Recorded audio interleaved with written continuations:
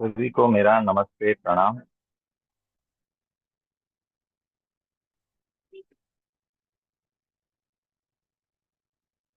तो देखो, आपने देखा होगा कि आपने रात को डिसाइड किया है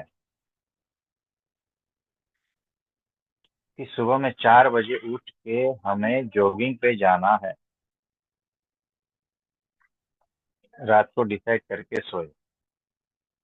फिर वो 4 बजे का घड़ी में अलार्म सेट किया है। फिर 4 तो बज गए, लेकिन फिर वो अलार्म ऐसा ऐसा करके निकाल दिया और फिर आप अपने टाइम पे 8 बजे ही उठे। ऐसा होता है। ये एक एग्जाम्पल। दूसरा, बहुत मेरी बेइज्जती हो चुकी है। मैं रोज दारू पीता हूँ और मैंने आज डिसाइड किया, कल मैं दारू पीऊंगा नहीं। फिर शाम को 7 बजता है और मेरे कदम ऑटोमेटिक दारू के दुकान पे जाते हैं, दारू के अड्डे पे जाते हैं और फिर मैं पी ही लेता हूँ। तो ये दो एग्जाम्पल हैं। ऐसे बहुत सारे एग्जाम्पल आपकी जिंदगी में मिल जाएंगे आपको कि आपने कुछ डिसाइड किया है, लेकिन उसके हिसाब से फिर आप चल नहीं पाते, है ना। तो आप कुछ डिसाइड करते हो, फिर वो होता नहीं, आपके जीवन में वो होता नहीं। दूसरी बात, किसी ने आपको कुछ समझा दिया, आपको लगता है मैं समझ गया, ठीक है मैं समझ गया, फिर वही हरकत वापस होती है। किसी ने समझाया कि दारू को पीने से ऐसा ऐसा होता है। डॉक्टर ने भी समझाया कि दारू पीने से लीवर खराब होता है, ये होता है, वो होता है, सब कुछ होता है। तो वो कहता है हाँ ठीक है मैं समझ गया, लेकिन फिर 24 घंटे नहीं, 24 घंटे में उसकी सारी समझ खत्म हो जाती है और वो वापस दारू पीने लगता है। छोटा बच्चा है, हमारे पास आता है ना, उसकी माँ बोलती है इसको समझाओ, इसके दांत सड़ गए हैं, रोज चॉकलेट खाता है, 8-10 चॉकलेट खा लेता है। फिर हम उसको समझाते हैं, देखो बेटा, चॉकलेट से दांत खराब होते हैं। फिर अगर तुम नहीं समझते तो तुम्हारे दांत को उखाड़ना पड़ता है, तुम्हें इंजेक्शन देना पड़ता है, ये है वो है। वो बच्चा चुपचाप ऐसा समझता है, हाँ जी, हाँ, हाँ जी, हाँ जी। समझ गया, वो बच्चा समझ गया। फिर जैसे ही दुकान आती है और उसमें वो चॉकलेट देखता है, तो वो जिद करता है मुझे चॉकलेट चाहिए। तो ये जो समझा, वो कौन है? ये किसकी बुद्धि में आया? और ये जो जिद कर रहा है वो कौन है? किसकी समझ में नहीं आया? तो तुम्हारे भीतर ऐसे दो पार्ट है। एक जो है बुद्धि है, जो जागृत है, जो समझती है, और वो है 10%। और एक दूसरी बुद्धि है जो अजागृत है, जो कुछ नहीं समझती, वो है 90%।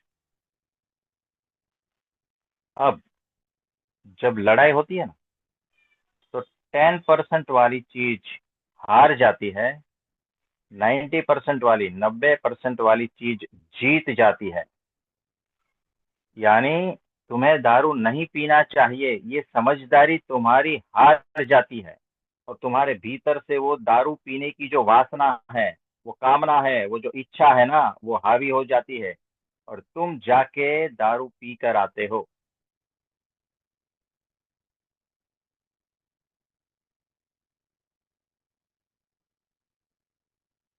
तुम्हें किसी को गाली नहीं देनी चाहिए। तुम्हें सभ्य वर्तन रखना चाहिए। ये तुम्हारे सारे धर्म संप्रदाय इधर उधर सब सिखाते हैं, और तुम समझ भी जाते हो।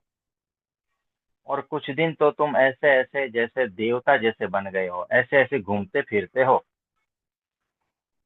तो ये 10% समझ गया है। लेकिन तुम्हारे भीतर ही वो जो 90% है ना, जो गाली का जवाब छुरी से देना चाहता है ना, वो अभी भी जिंदा है। वो 90% है। जिस दिन उसको मौका मिल गया ना, ये 10% को खा जाएगा।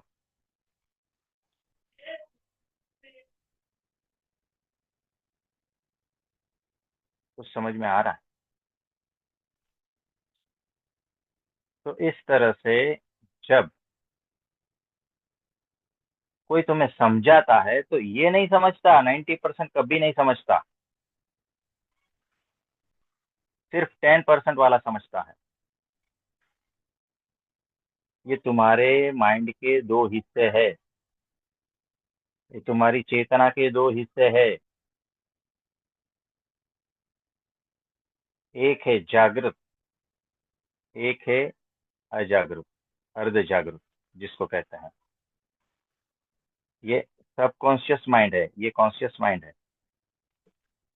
तुमने कुछ डिसाइड किया, वो इसको पता नहीं है। तुम कुछ समझे, वो इसको पता नहीं है। याद रखना। और ये जो समझा है ना,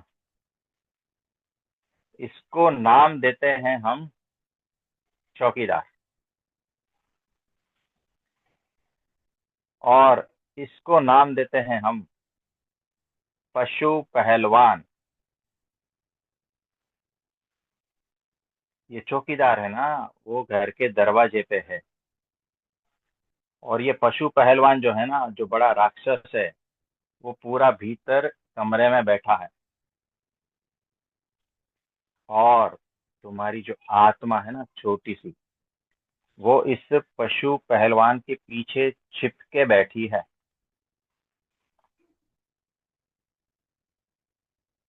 सत्संग में तुम जो समझते हो ना, तो सिर्फ इतना ही समझते हो, 10%। जो तुम्हारा कॉन्शियस माइंड है, वो ये पशु नहीं समझता। तुम सत्संग में जो सूत्र सुनते हो ना, वो यहाँ तक रहता है, वो यहाँ तक जाता ही नहीं, इसको पता ही नहीं है। तुमने जो डिसाइड किया था ना, सुबह 4 बजे उठेंगे, जॉगिंग के लिए जाएंगे, वो सिर्फ इसको पता है। ये तो बोलता है मुझे पता ही नहीं है। तो ये जीत जाता है सुबह 4 बजे। तुम हार जाते हो। तुम्हें लगता है ये मैं हूँ, जो जागृत है ये मैं हूँ। तुम ये नहीं हो, तुम ये प्लस वो छोटा सा जो जीव है ना, आत्मा तत्व, वो भी है। तुम ये चीज को भूल जाते हो। तुम सिर्फ इसको मैं कहते हो। जब हम पूछते हैं कुछ समझ में आया, तो तुम्हारा ये कहता है समझ में आ गया। लेकिन तुम्हारी हरकतें है ना, यहाँ से आती है, यहाँ से 90% से।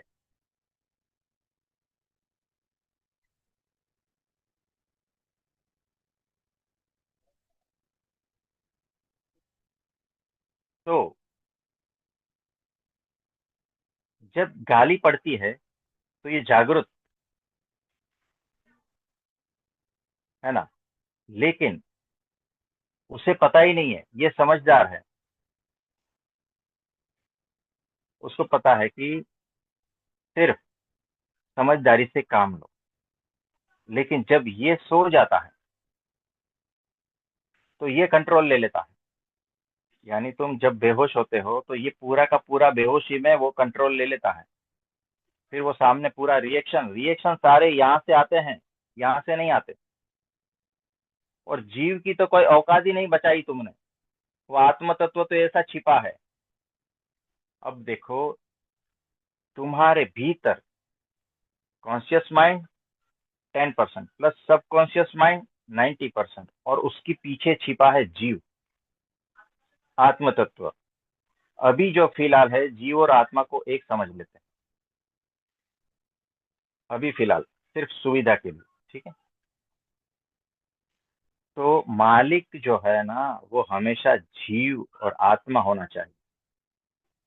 तुम्हारा मन, तुम्हारा अंतःकरण, तुम्हारी बुद्धि, तुम्हारी इंद्रिया, ये सब मालिक नहीं होने चाहिए। अभी तुम्हारी हालत ऐसी है कि तुम्हारी मन, बुद्धि, इंद्रिया, ये सारा कुछ, कामनाएं, वासनाएं, ये पहलवान, पशु पहलवान, ये पशु पहलवान तुम्हारे ऊपर ज्यादा हावी है।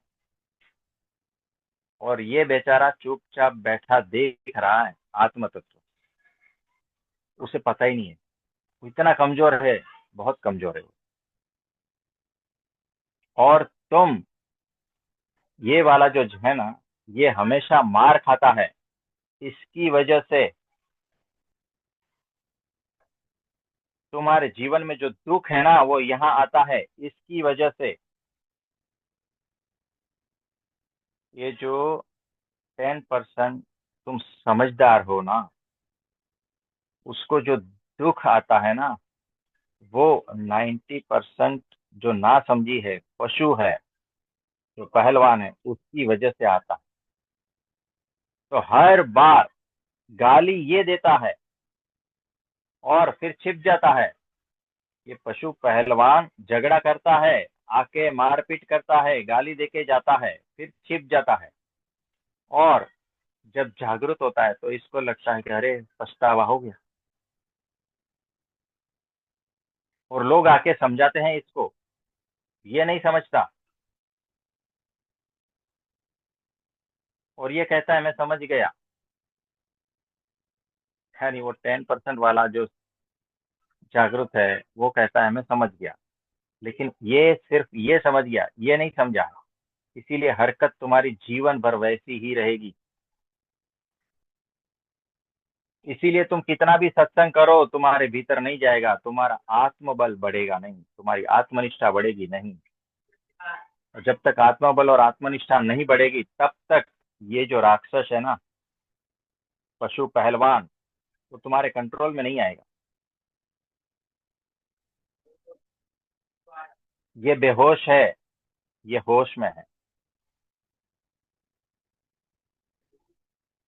तो पूरे माइंड को होश में लाने के लिए ऐसा क्या करे, ताकि पूरा का पूरा जो भी डिसीजन लेता है या जो भी कुछ करता है, वो पूरा का पूरा जागृत हो जाए, पूरा का पूरा समझदार हो जाए, पूरा का पूरा होश में आ जाए। और जिस दिन ये होश में आ जाता है, तब वो जो आत्म तत्व है, वो जो जीव तत्व है, वो उसका पावर फिर दिखाने लगता है। और जितना भी काम, क्रोध, लोभ, मोह से युक्त ये जो अंतकरण है, मन है, ये सारा का सारा उसके कंट्रोल में आ जाएगा, उस आत्म तत्व के कंट्रोल में आ जाएगा। तब तुम्हारा सारा आचरण उस आत्म तत्व से होगा।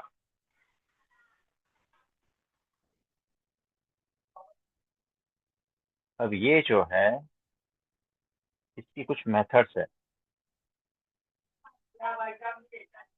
कुछ ऐसे संकल्प, प्रगाढ़ संकल्प प्रयोग, प्रगाढ़ संकल्प शक्ति से ये कुछ होता है, वो प्रैक्टिकल करना पड़ता है। वो हम प्रैक्टिकल करवाएंगे, और जो सिर्फ उनको ही करवाएंगे जिसके भीतर वो प्राणों की प्यास है, पहली बात। दूसरी बात, जो पात्र है, ये दो बात। और जिसकी बुद्धि स्थापित नहीं है, ये तीन चीज जिसमें रहेगी, उसको हम ये करवाएंगे। इससे उनका आत्म साक्षात्कार हो,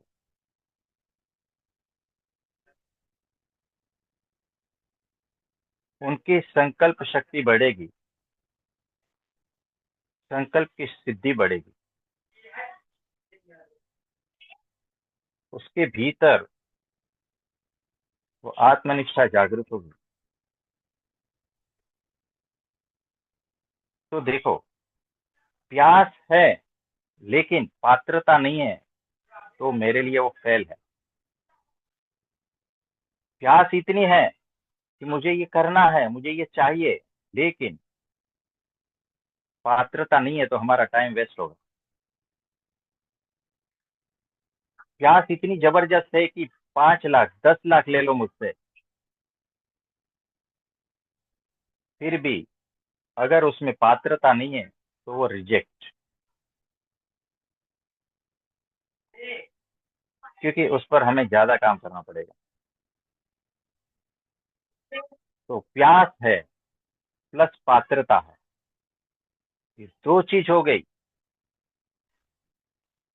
लेकिन उसकी बुद्धि शापित है, तो भी वो उसको रिजेक्ट कर देंगे हम।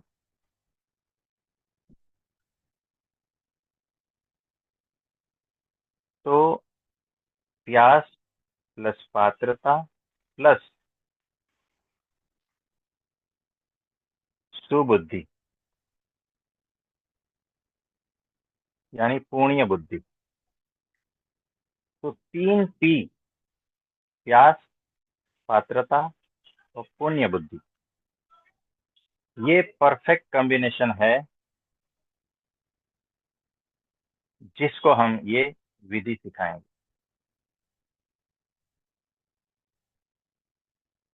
पुण्य बुद्धि यानी संपूर्ण श्रद्धा, संशय रहित संपूर्ण श्रद्धा। तो हमने देखा, APC, ए यानी आत्म तत्व, P यानी पशु पहलवान, C यानी चौकीदार। तो APC, ये जो फॉर्मूला है बहुत ही अद्भुत है। जब तक इस चीज को समझोगे नहीं ना, तब तक पता ही नहीं तुम कौन से नरक में सड़ते रहोगे, पता नहीं।